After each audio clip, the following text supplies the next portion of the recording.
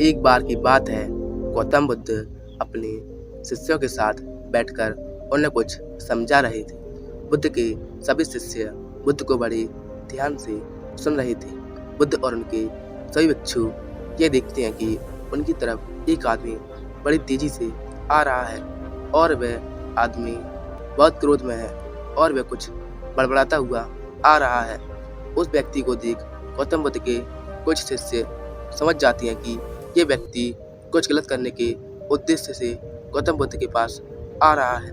इसलिए गौतम बुद्ध के दो शिष्य दौड़कर उस आदमी के पास चले जाते हैं और उसे रोक लेते हैं। उस व्यक्ति से पूछते हैं कि तुम कौन हो और तुम्हें किससे मिलना है।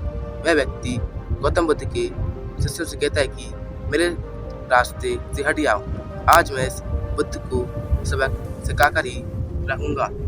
उस व्यक्ति की बात सुन गौतम बुद्ध के शिष्य उस व्यक्ति को शांत करने की कोशिश करते हैं, पर वह व्यक्ति शांत नहीं होता है। बुद्ध उस व्यक्ति को देखते हैं और मुस्कुराते हैं। फिर अपने शिष्यों से कहते हैं कि मेरे प्रिय भिक्षुओं, उसे आने दो मेरे पास, वह मुझसे कुछ कहना चाहता है।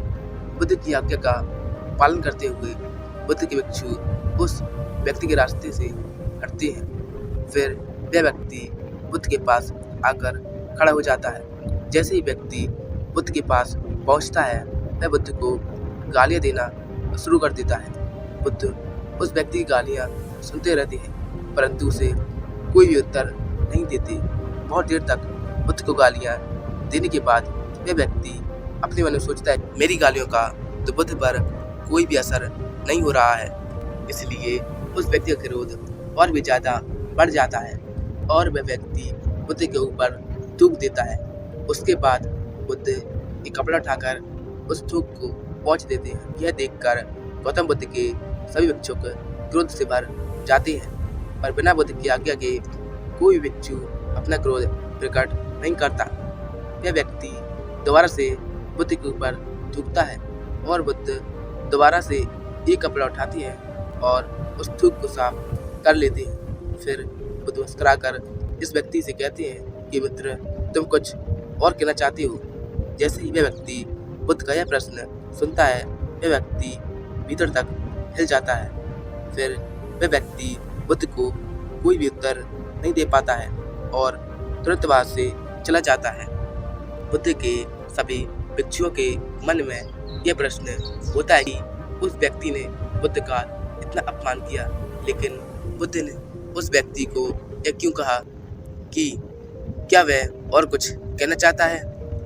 सभी भिक्षुओं में से एक भिक्षुक बुद्ध से कहता है कि आपने उस व्यक्ति से यह क्यों कहा कि क्या वह कुछ और कहना चाहता है, जबकि यह तो स्पष्ट था कि वो व्यक्ति यह कुछ कहने नहीं आया था, बल्कि वह तो आपका अपमान करने आया था। वह व्यक्ति बुद्ध का अपमान करके अपने घर तो चला जाता है, लेकिन पूरी रात वो सो नहीं पाता है। उसके मन में सिर्फ ये प्रश्न घूमता रहता है कि मैंने बुद्ध का अपमान किया, उन्हें गालियाँ भी दी, फिर भी उन्होंने मुझसे यह क्यों पूछा कि क्या मैं कुछ और कहना चाहता हूँ, जबकि मैं वहाँ कुछ कहने नहीं बल्कि उनका अपमान करने गया हुआ था। अगले दिन वह व्यक्ति सुबह सुबह जल्दी उठकर बुद्ध के पास चला जाता है और उनके चरणों में लेट जाता है। बुद्ध के सभी शिष्य उसको देखकर आश्चर्यचकित होते हैं कि जो व्यक्ति कल बुद्ध का अपमान करके गया हुआ था, आज वह रो रहा है और बुद्ध के चरणों में पड़ा हुआ है। बुद्ध उस व्यक्ति को उठाते हैं और उस व्यक्ति से कहते हैं कि मित्र, क्या तुम कुछ और कहना चाहते हो।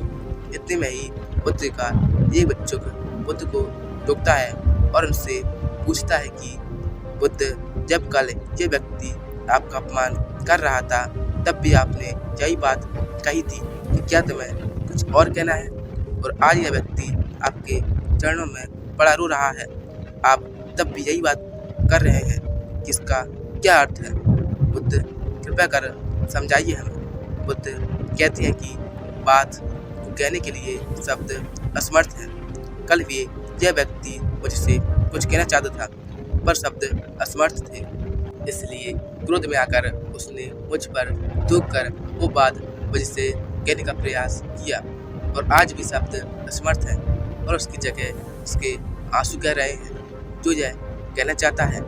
उसके बाद यह व्यक्ति बुद्ध से कहता है कि बुद्ध, मुझे क्षमा कीजिए, मैंने आपका अपमान किया है। बुद्ध कहती है कि तुम्हें क्षमा मांगने की कोई भी आवश्यकता नहीं है, क्योंकि क्रोध भी तुमने किया और उसकी पीड़ा भी तुमने ही पाई है। इसमें तुमने दूसरे किसी को क्या नुकसान पहुंचाया है।